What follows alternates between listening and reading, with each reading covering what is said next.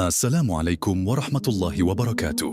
Semoga hari ini kita selalu dalam rahmat Allah dan selalu dalam lindungannya, amin. Sejarah diwajibkannya puasa Ramadan. Hukum syariat Islam tidak serta-merta langsung turun serentak. Ketika agama Islam yang dibawa Nabi Muhammad hadir di muka bumi tanah Arab. Akan tetapi semuanya bertahap sesuai dengan konteks dan faktor masa itu. Tujuan syariat Islam diturunkan sedikit demi sedikit, yakni agar umat Islam tidak kaget dan langsung merasa berat ketika menjalankannya. Itulah kenapa setiap syariat memiliki sejarahnya masing-masing. Salah satunya puasa Ramadan. Puasa bagi umat Islam memiliki makna yang sangat mendalam dalam rangka penghambaan manusia kepada Allah Subhanahu wa Ta'ala. Puasa tidak hanya ibadah yang memerlukan peran fisik, tetapi juga memerlukan kesehatan batin, bahkan mampu menyempurnakan batin, menjadi hamba yang bertakwa. Takwa yang merupakan muara akhir dari perintah puasa. Dijelaskan dalam Quran, surat Al-Baqarah ayat 183. Artinya, hai orang-orang yang beriman, diwajibkan atas kamu berpuasa, sebagaimana diwajibkan atas orang-orang sebelum kalian agar kamu bertakwa. Sebagaimana diwajibkan atas orang-orang sebelum kalian. Ini merupakan titik awal mengupas sejarah puasa, khususnya puasa Ramadan. Singkatnya, ibadah puasa juga telah menjadi kewajiban umat-umat terdahulu yang menerima wahyu. Pakar tafsir menjelaskan, dari segi ajaran agama, para ulama menyatakan bahwa semua agama samawi sama dalam prinsip-prinsip pokok akidah, syariat, serta akhlaknya. Ini berarti bahwa semua agama samawi mengajarkan keesaan Allah, kenabian, dan keniscayaan hari kemudian. Syalat, puasa, zakat, dan berkunjung ke tempat tertentu sebagai pendekatan kepada Allah adalah prinsip-prinsip syariat yang dikenal dalam agama-agama samawi. Tentu saja, cara dan kaifiyahnya dapat berbeda, namun esensi dan tujuannya sama. Kita dapat mempertanyakan, mengapa puasa menjadi kewajiban bagi umat Islam dan umat-umat terdahulu? Manusia memiliki kebebasan bertindak, memilih dan memilah aktivitasnya, termasuk dalam hal ini, makan, minum, dan berhubungan seks. Kebutuhan-kebutuhan tersebut dari zaman dulu hingga sekarang menjadi tantangan manusia dalam kehidupan. Sebab hal itu mempengaruhi sisi-sisi kehidupan lainnya, sehingga berpuasa adalah ibadah yang tepat. Sejarah kewajiban puasa Ramadan tidak terlepas dari peristiwa hijrah Nabi Muhammad ke negeri Yatsrib, Madinah. Sebab peristiwa tersebut merupakan titik pijak penyempurnaan syariat Islam di kemudian hari. Puasa Ramadan diwajibkan kepada Nabi Muhammad dan umatnya pada bulan Sya'ban tahun ke-2 Hijriah dengan cara dan model yang dilakukan umat Islam hingga kini. Sebelum ayat yang mewajibkan puasa turun, umat Islam biasa berpuasa wajib pada 10 Muharram atau hari Asyura. Ketika Nabi Muhammad hijrah dan tiba di Madinah, beliau mendapati orang-orang Yahudi juga berpuasa pada 10 Muharram tersebut. Pada awal syariat puasa, umat Islam diperbolehkan makan, minum, dan melakukan hubungan seks suami istri setelah berbuka, hingga sholat Isya dan tidur. Setelah melakukan sholat Isya dan tidur, mereka tidak diperbolehkan lagi untuk makan, minum, atau berhubungan seks hingga tiba saatnya waktu berbuka. Namun, praktik ini benar-benar menyulitkan umat Islam sehingga tidak sedikit yang melanggar larangan tersebut.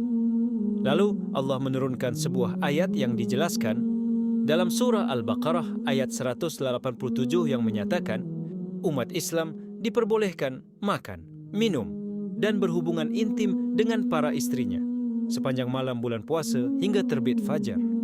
Tentu saja ayat tersebut disambut gembira oleh umat Islam kala itu, sembari memanjatkan syukur atas kasih sayang Allah Subhanahu wa Ta'ala. Tidak diragukan lagi puasa, baik puasa sunnah maupun puasa Ramadan, memberikan manfaat bagi kesehatan fisik. Namun, diketahui puasa juga dapat memberikan manfaat bagi kesehatan mental. Selama berpuasa, tubuh tidak menerima asupan makanan dan minuman selama lebih dari 10 jam. Karena tidak adanya makanan yang perlu dicerna, energi yang biasanya digunakan tubuh untuk mencernanya menjadi tidak terpakai. Sehingga energi tersebut dapat digunakan oleh otak untuk meningkatkan fungsinya. Pada beberapa hari pertama puasa, kita mungkin belum merasakan manfaat puasa untuk kesehatan mental. Pasalnya, tubuh memang membutuhkan waktu untuk beradaptasi terlebih dulu. Manfaat puasa untuk kesehatan mental seperti di bawah ini. Pertama, menurunkan kadar stres. Saat puasa, jadwal makan dan minum akan diatur sedemikian rupa. Hal ini dipercaya membuat kadar hormon stres, kortisol, di dalam tubuh lebih terjaga sehingga stres jadi lebih terkendali. Selain itu, puasa sudah sejak lama diketahui mampu membantu meningkatkan kemampuan berpikir dan membuat pikiran menjadi lebih jernih. Kedua, melatih kontrol diri. Sadar atau tidak, puasa juga bermanfaat untuk melatih kontrol diri. Ini karena saat puasa, kita perlu menahan hasrat yang berupa keinginan untuk makan dan minum demi mencapai tujuan yang lebih besar, yaitu untuk menjalankan kewajiban ibadah dan meningkatkan kesehatan tubuh secara keseluruhan. Apabila tujuan tersebut tercapai, maka kita akan merasa puas dan mengalami peningkatan rasa percaya diri. Ketiga, meningkatkan rasa empati. Puasa juga dapat memperkuat rasa empati yang kita miliki.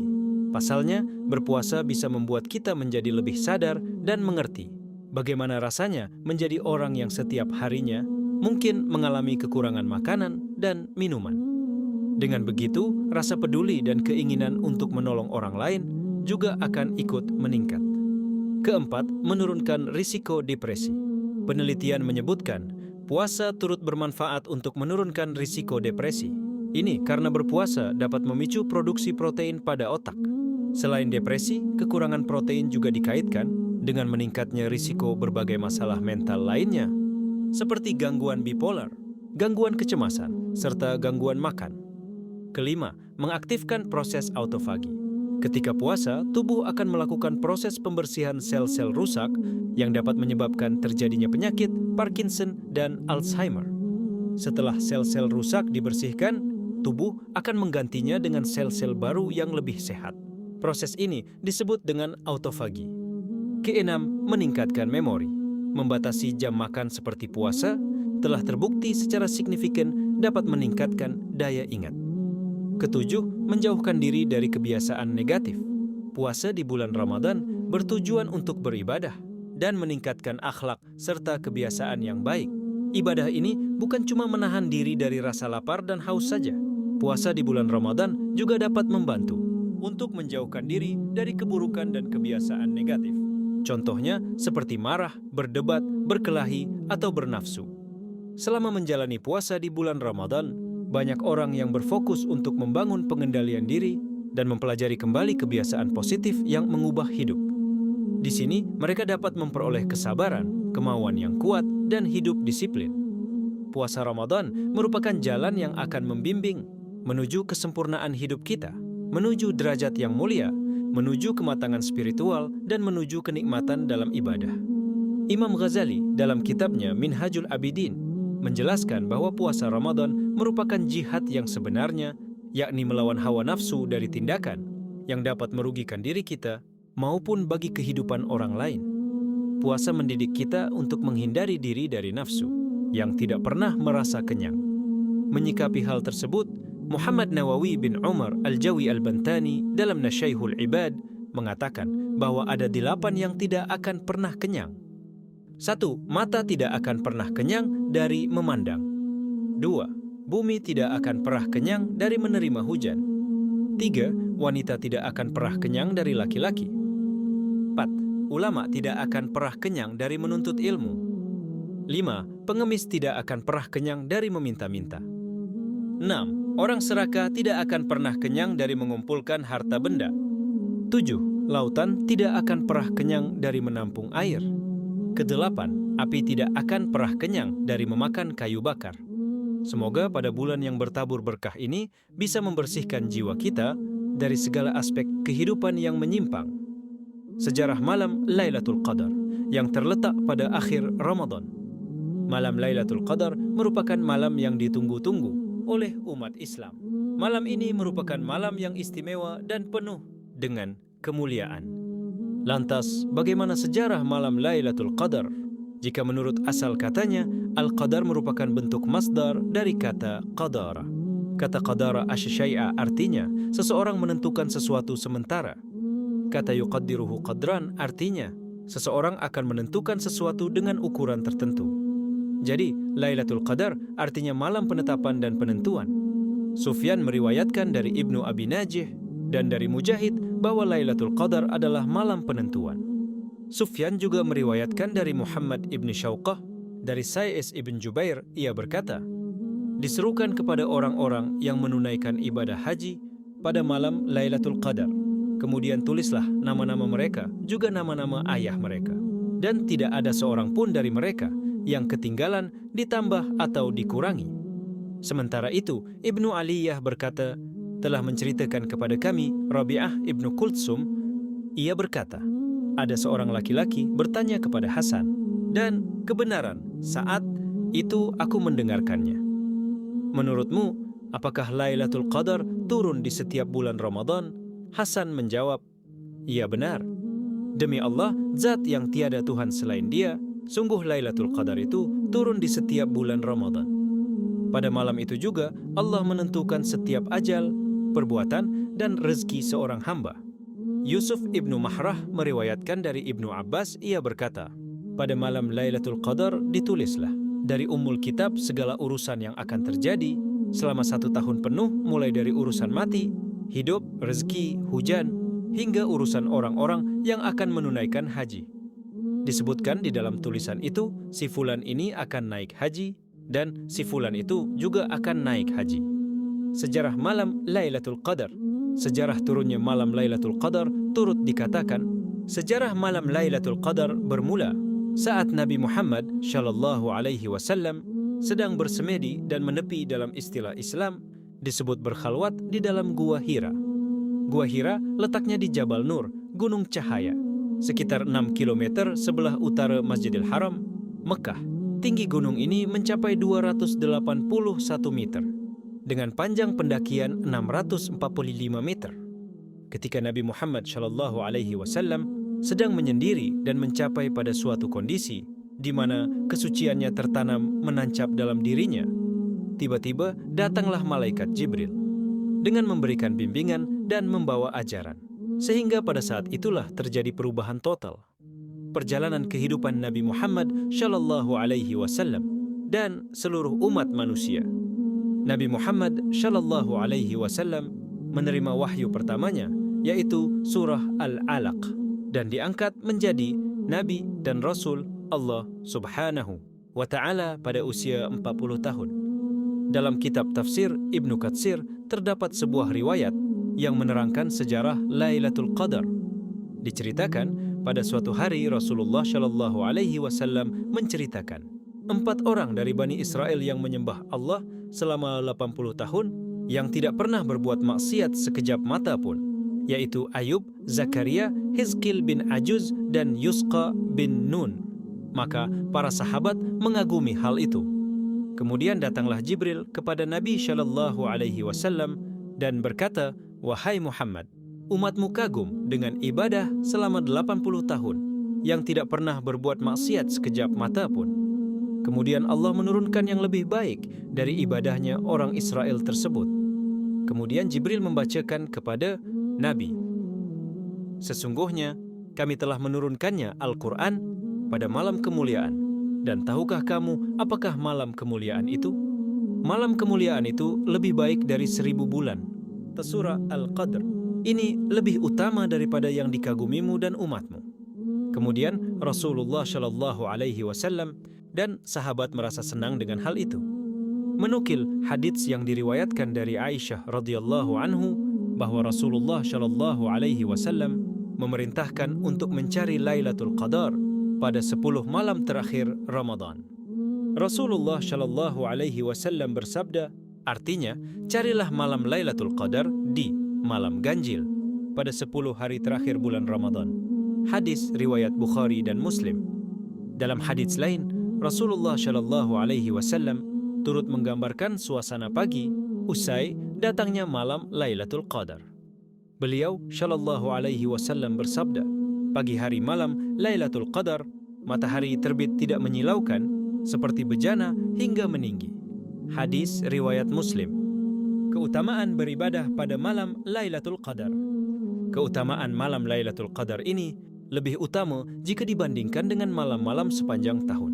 beramal, salat, membaca Al-Quran, zikir, dan ibadah lainnya pada malam Lailatul Qadar ini lebih baik jika dibandingkan dengan beramal di 1000 bulan lain. Sebagai umat Islam, kita disunnahkan untuk mencari malam Lailatul Qadar pada malam-malam ganjil di 10 hari terakhir bulan Ramadan.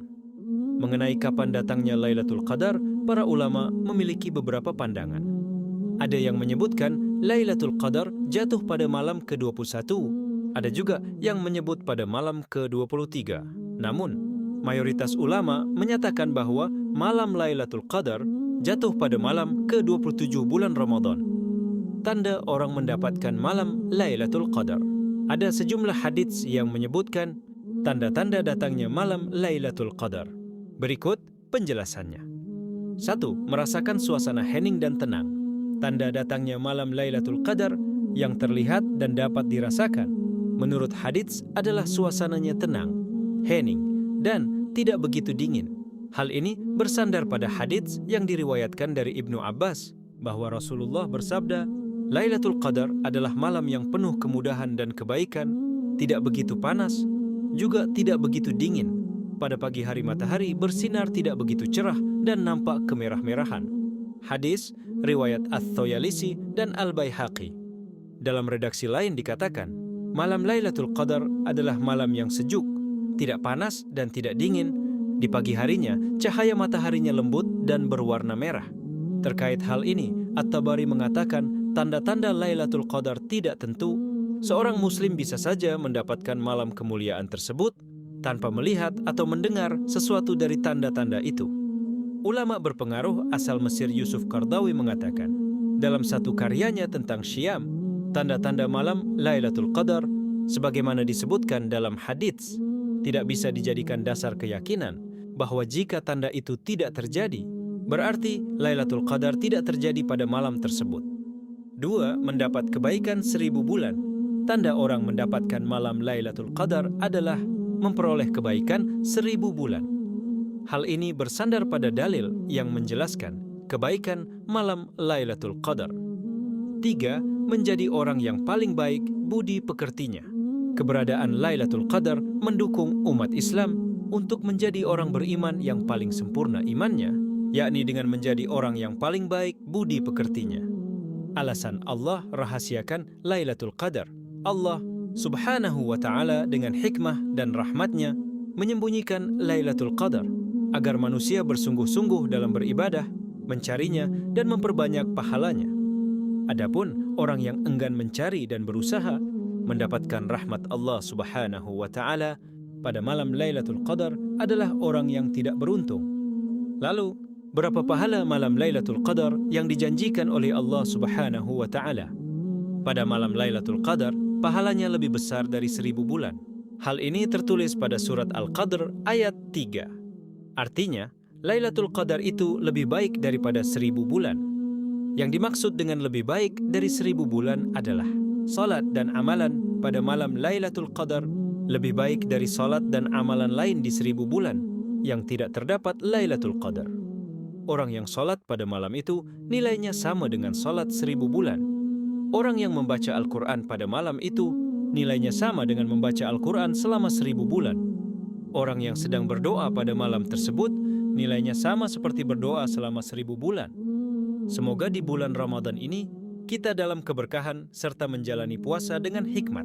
Dan semoga di bulan Ramadan ini kita dapat menemukan malam Lailatul Qadar. Amin ya Rabbal Alamin.